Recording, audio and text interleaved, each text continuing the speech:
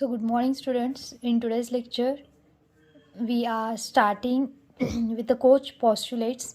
In the previous lecture into the classroom, we have seen the contribution of Robert Koch, and that where he got a Nobel Prize for the discovery of the causative agent of three main diseases. They were tuberculosis, cholera, and anthrax. Okay. Now third one of Robert Koch, and that is Koch postulate. Okay. Now he have given the fourth postulate that from that first one he have told organism is found in a lesion of a disease. Means what? एखादा organism एखादा disease cause करत असेल तर तो organism त्या डिसीजच्या एखाद्या ऊंडमध्ये, लिशन मीन्स वॉट, ऊंडमध्ये प्रेझेंट असतो. This was a first postulate. Second one, we can obtain the pure culture of organism from it. Okay, म्हणजे एखाद्या लिशनमधून एखादा ऑर्गॅनिझम आपल्याला मिळाला तर त्या ऑर्गॅनिझमचं आपण काय करू शकतो, प्युअर कल्चर ऑब्टेन करू शकतो. ओके, प्युअर कल्चर म्हणजे काय, सिंगल ऑर्गॅनिझमचे एक मायक्रोबियल आपण प्लेट तयार केली मीडियावर, तर त्याला म्हणायचं प्युअर कल्चर. ओके, ज्याच्यात काय नसणार आहे, दुसरा कुठलाही ऑर्गॅनिझम नसणार आहे, दुसरा मिक्स्ड कोणताही ऑर्गॅनिझम नसणार आहे. That is not the pure culture. This one is the second postulate. First काय आहे, organism are found in to the lesion of a disease. From that we can obtain the pure culture. Okay, मग third postulate depend upon the second one. When we get a pure culture we can inoculate it into a suitable animal. Okay, pure culture ज्यावेळेला आपल्याला मिळते त्यावेळेला ती pure culture आपण कशात घालू शकतो, ससेप्टेबल ॲनिमलमध्ये इनॉक्युलेट करू शकतो. आणि त्या ॲनिमलमध्ये पुन्हा काय होऊ शकतं तर तो डिसीज होऊ शकतो, जो प्रिव्हियसली ज्या डिसीजमधून तो ऑर्गॅनिझम आपण आयसोलेट करून काढलेला आहे, तो डिसीज कोणाला होऊ शकतो, त्या ॲनिमलला होऊ शकतो. This one is a third postulate. Now fourth one and last one is the organism can be obtain again in the pure form from the inoculated animal. म्हणजे ते एखादा पहिला डिसीज झाला, त्या लिशनमधून आपण ऑर्गॅनिझम काढला, त्याचं प्युअर कल्चर केलं, प्युअर कल्चर पुन्हा आपण ॲनिमलमध्ये इंजेक्ट केलं, ॲनिमलमध्ये इंजेक्ट केल्यानंतर तिथं काय झाला, तो डिसीज पुन्हा त्या ॲनिमलला झाला आणि त्या झालेल्या ॲनिमलमधल्या त्या डिसीजपासून पुन्हा आपण काय करू शकतो, सेम ऑर्गॅनिझम प्युअर कल्चरमध्ये ऑब्टेन करू शकतो. This are known as a 4 postulates of Koch. Okay. Now next contribution, that is fourth contribution of Koch, is that he have given the term of sporulation and germination of bacterial endospores. कुठलाही endospore जो काही बॅक्टेरियामध्ये present असतो तो एकदा germinate होतो आणि मग sporulation होतं. आणि त्यांचे थर्मो रेझिस्टंट हे कोणी डिस्कवर केलं तर रॉबर्ट कोचनं. थर्मो रेझिस्टंट म्हणजे हीटला ते कसे रेझिस्टंट आहेत. This was given by the Robert Koch. Now fifth one is first time जे काही मीडियामध्ये 2 मेन कंपाऊंड वापरले जातात, like meat infusion and meat extract in nutrient broth and nutrient agar, तर हे इन्ग्रेडियंट्स कोणी शोधून काढले. This was widely used in agar medium firstly by Koch scientist. Okay, the last postulate contribution of Robert Koch is he developed a method of studying bacteria with a microscope. जे काही बॅक्टेरियाची study एखाद्या मायक्रोस्कोपमधून आपण करतो ते पहिल्यांदा develop कोणी केली तर रॉबर्ट कोचनं. And he observe the micro organism in to the living state and later he made the smear on glass slide heat fixed stain and observe under the microscope. म्हणजे ही प्रोटोकॉल काय झाली, स्टेनिंगची protocol. Microscope खाली पहिल्यांदा bacteria बघण्याचं, study करण्याचं काम कोणी केलं, रॉबर्ट कोचनी केलं. आणि ते कसं बघितलं लिव्हिंग स्टेटमध्ये, तर तो स्मिअर बनवला. स्मिअर बनवणे म्हणजे काय, मायक्रो ऑर्गॅनिझम सलाईनमध्ये इनॉक्युलेट करणे, त्यानंतर ग्लास स्लाईडवर स्मिअर करणे म्हणजे असं राऊंडली ड्रॅग करणे, त्या स्लाईडला हिट फिक्स करणे, पुन्हा स्टेन करणे स्पेसिफिक स्टेनिंग मेथडनी, आणि मग मायक्रोस्कोप खाली ऑब्झर्व करणे. This were the 6 contribution of Robert Koch in microbiology. Now next scientist is Dmitry Ivanovsky. This Dmitry Ivanovsky scientist, he discovered the causative agent of tobacco mosaic disease. As we today all know, tobacco mosaic disease is caused by the virus, and that virus was discovered by this Dmitry Ivanovsky scientist. Okay. आणि तो काय केला, ह्या tobacco मोझॅइक डिसीजचं positive एजंटला काय केला, filter केला. कसं केला तर he obtain the extract from the disease tobacco leaves टोबॅकोची ल्यूज घेतला, ज्या पानावर टोबॅको मोझाईक डिसीज त्याला दिसून आलं ती पानं तो घेतला. त्यानंतर त्याला काय केला, क्रश केला, फिल्टर केला. फिल्टर कशापासून केला, बॅक्टेरिया प्रूफ फिल्टरमधून फिल्टर केला. फिल्टर केल्यानंतर bacteria proof filter they have large pores.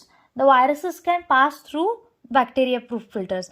Bacteria proof filters कशा असतात, bacteria proof filter have larger pores. Okay, larger पोर असल्यामुळं काय होतात, व्हायरसेस ह्याच्यामध्ये ट्रॅप होणार नाहीत ह्या फिल्टरमध्ये आणि डायरेक्टली काय होतील, पास होतील.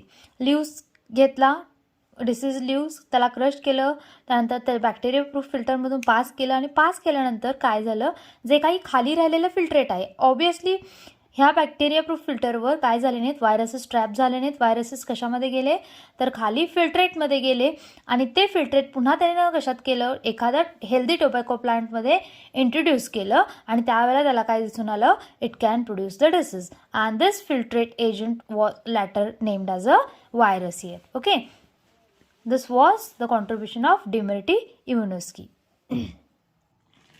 Now next scientist is Joseph Lister. He was from 1827 to 1912. This Joseph Lister, he was an English surgeon who developed the antiseptic surgery.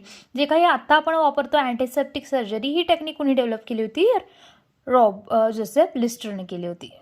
तर त्याने काय यूज केलं, he developed the antiseptic surgery as well as pure culture techniques.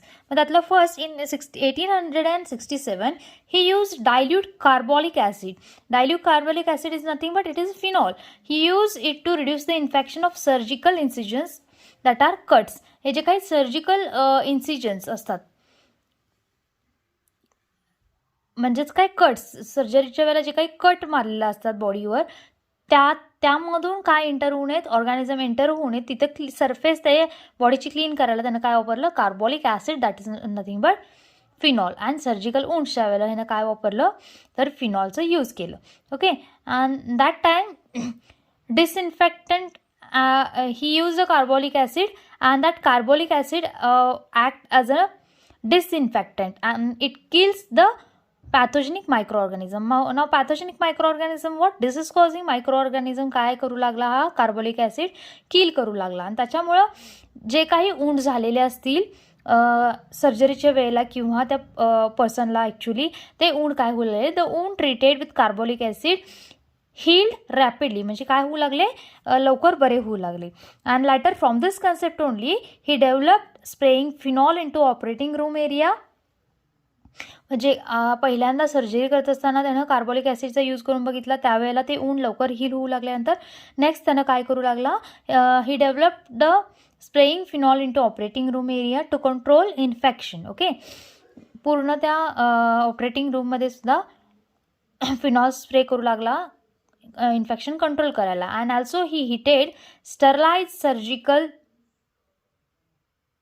Instrument during operation. म्हणजे जे काही through out operation, म्हणजे ऑपरेशनची रूमसुद्धा तो काय करू लागला, स्प्रे करू लागला फिनॉलनी, म्हणजे स्टरलाइज करून घ्यायला लागला. जे काही इन्स्ट्रुमेंट्स, जे काही सर्जिकल इन्स्ट्रुमेंट होते त्या सगळ्यांना हीट स्टरलाइज करून वापरू लागला आणि कट्स आणि ह्यालासुद्धा वुंड्सला तो फिनॉल वापरू लागला. तेव्हापासून hence he developed what? He developed antiseptic surgery technique. Okay, now second he developed the pure culture technique. Pure culture means what? Obtaining one organism into the pure form is known as a pure culture technique. And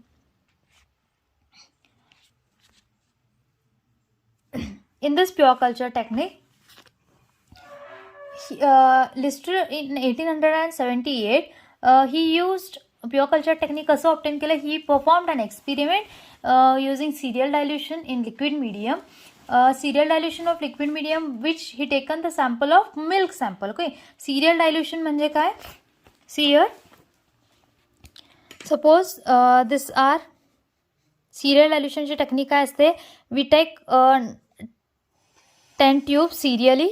Okay, in first tube we have, in all the tubes we have 9 ml distilled water and we have here milk sample. Okay, तर serial dilution करणे म्हणजे काय करणे, dilution करत जाणे. हे milk sample आहे इथे, ह्यातलं 1 ml ह्या 9 ml डिस्टिल वॉटरमध्ये ॲड करायचं. Okay, 1 ml milk into 9 ml distil water.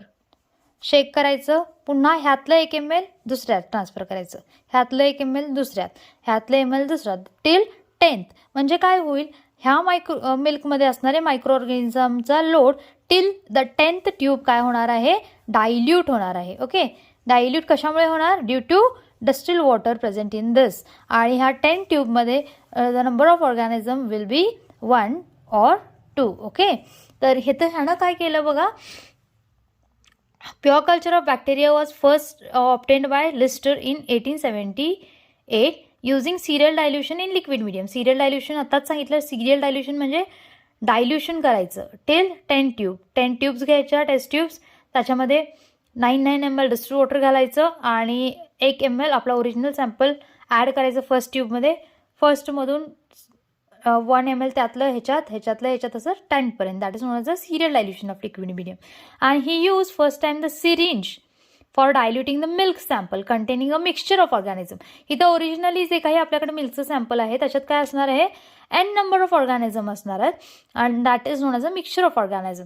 Until a single organism was delivered in to the last container, he made the serial dilution, and after incubation of that specific tubes, bacteria in the container were of single kind. म्हणजे जे काही लास्टचे few tubes होते त्याच्यात कसे दिसून आले त्याला organism, they were of a single kind, म्हणजे सिंगल ऑर्गॅनिझम होता.